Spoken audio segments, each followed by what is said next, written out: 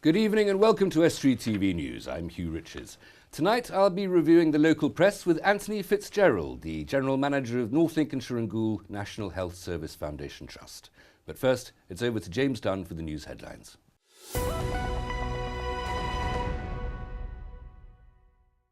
Hello, in the headlines today, 2 horses are shot by air rifles in the East Riding, and find out why people are being encouraged to get involved in graffiti. But first, firefighters across Humberside manned the picket lines for the 14th time on Saturday as the dispute over pensions continued. The dispute's over a rise in the retirement age from 55 to 60, which would mean a reduction in pension for anyone retiring earlier. The Fire Brigade's union argues this is unfair because it's a physically demanding job that many couldn't do beyond 55. The government in Northern Ireland has now agreed to retirement at 55 after a dispute with unions there, but there are no signs of the government backing down here, so it may not be the last local strike. Police believe horses injured in the East Riding have been shot with air rifles. The first incident happened between the 8th and the 9th of June in Thorngambold, and the second between the 13th and the 17th in Carmarthen. Both horses were in fields alongside the A1033. PC Will Stevenson from Humberside Police said thankfully the horses weren't seriously injured, but that it's possible that the injuries were inflicted deliberately, which is of course of concern.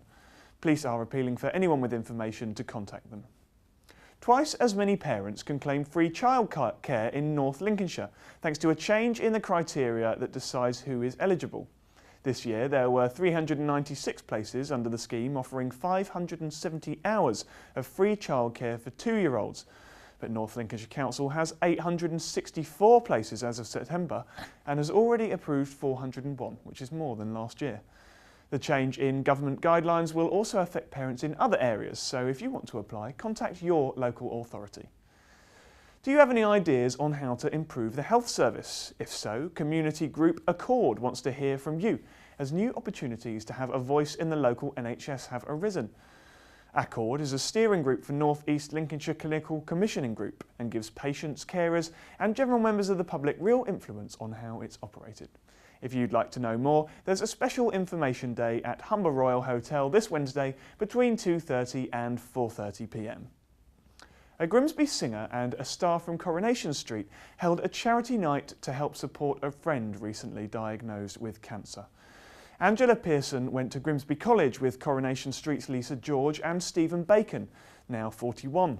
Stephen went on to become a famous drag act known as Lady LaRue, but was recently diagnosed with lung cancer, which has spread to other parts of his body.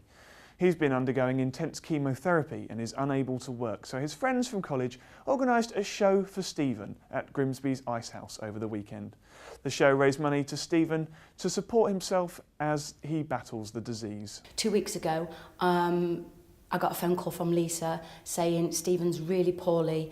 He's been diagnosed with 3 bouts of cancer and he may not have long to live. And if he has, we want to make it as best as possible for him financially. He's had to give up work. So we decided just over 2 weeks ago that we would put a show together.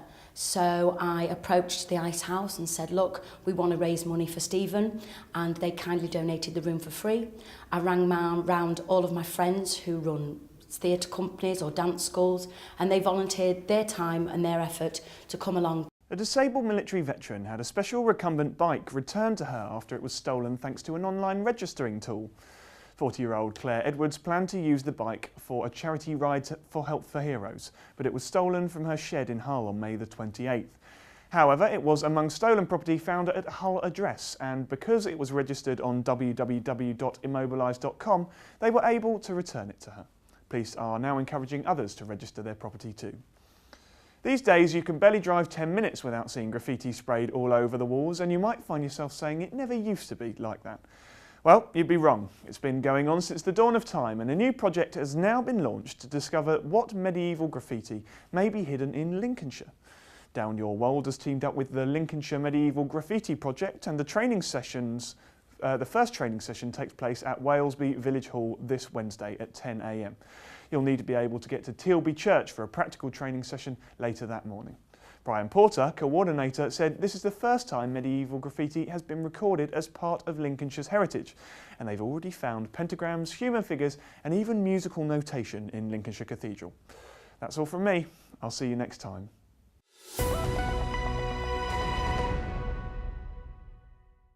I'm joined by Anthony Fitzgerald, Director of North Lincolnshire and Goole NHS Trust.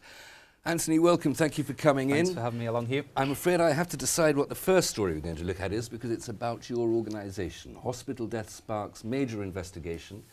This is in the Grimsby Telegraph this week and in the Scunthorpe Telegraph as well. That's right. Those hospitals.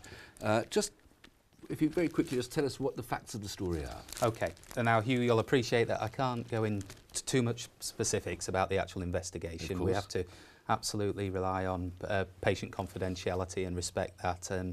What's happening at the moment is that there's an investigation being taken under place about certain episodes of care at both the Scunthorpe and the Grimsby sites.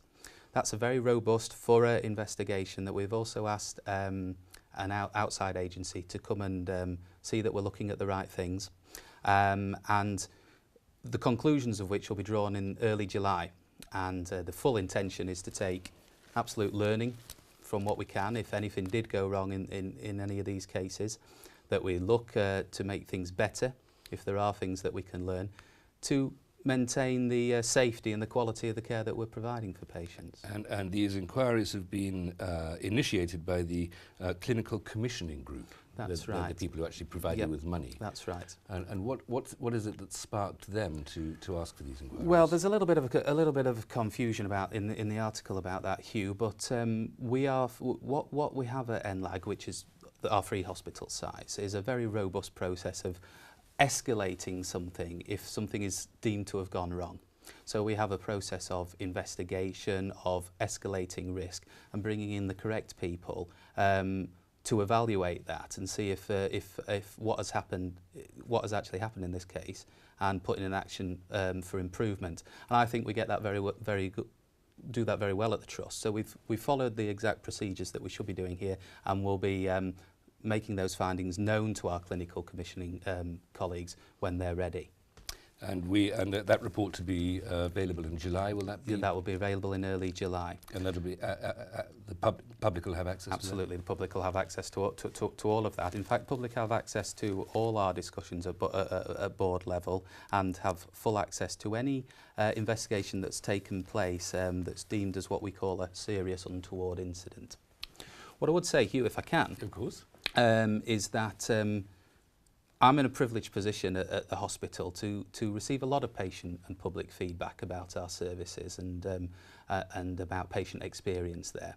And I will say that it's a pleasure to read the amount of positive feedback and positive response we have from patients who say that we really have changed their life for the better. And I think that's a credit to all the nursing staff, the doctor staff, in fact all the staff at the hospital who provide that. And I think it's just important to remember that in an operational service, the NHS, yes.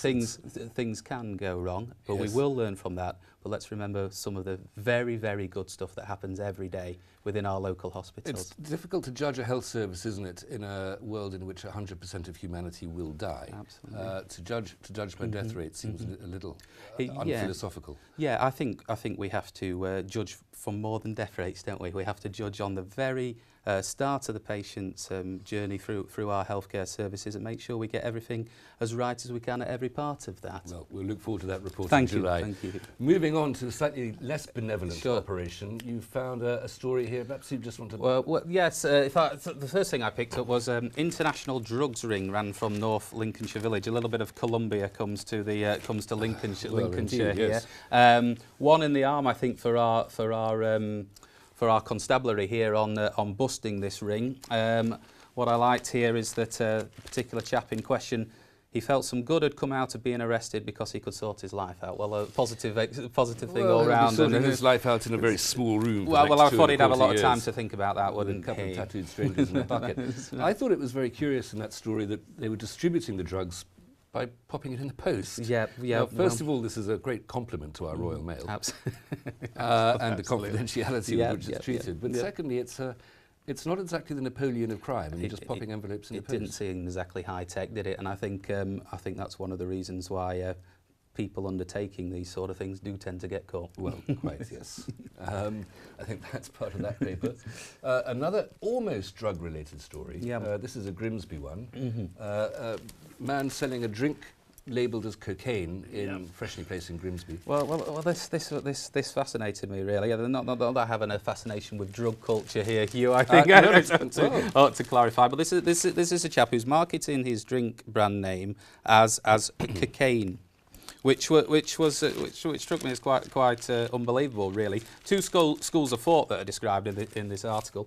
The first one is it's disgusting. Why on earth would we do something like this? So when we have a local young population who may be taken down this route into drugs, and that's certainly something that goes through that article.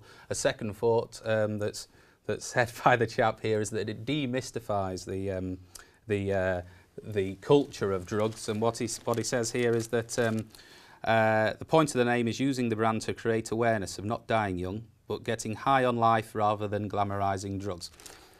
I don't know what your feelings are on that one. I think both those positions are fairly vulnerable, to say the least, aren't they? There is a terribly expensive perfume called Opium. That's correct. Isn't there? Yeah. And which is trying to presumably create some sort of mystique of opium dens of days past. And perhaps cocaine is becoming such an old-fashioned idea these days. I find it a bit of a dangerous route myself, but the chap himself does absolutely does say that it's been done purely on the shock factor of marketing his brand. I think there's better ways of doing it myself. But as long as nobody tries to drink it up through their nose. Absolutely. What a disgusting thought. Yeah. A further medical story here, this one much more cheerful. Yes. I thought that this is this story about the NHS seeking new young blood to save lives, and the fact that only 4%. By that you mean literally new young blood. Young blood, 17 to 24-year-olds, and a call to arms really of young people to make this very important part of healthcare, which is ensuring that blood is available for the sort of work that we do at the hospitals when saving lives is required then and there. And Lincolnshire particularly, the young people of Lincolnshire have been very generous with their corpuscles. This was fantastic. In Lincolnshire there's over 4,000 donors, and this is actually 15% of the young blood, if you like, donated in the whole country. So a credit to our local area there.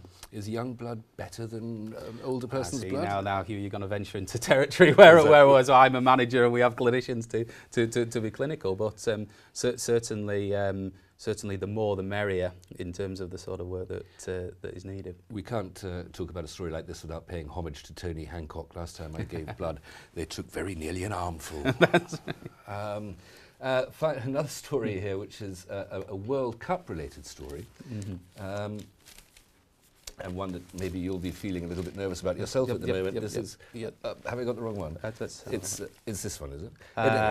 I think it's not that one there, but this particularly resonated for me because there was a chap who is in the story there on Father's Day, that his wife gave birth during half time of the England football game. It's good of her to wait. Which he seemed a little bit unhappy about, but very happy at the outcome. A baby delivered at Diana, Princess of Wales Hospital at Grimsby.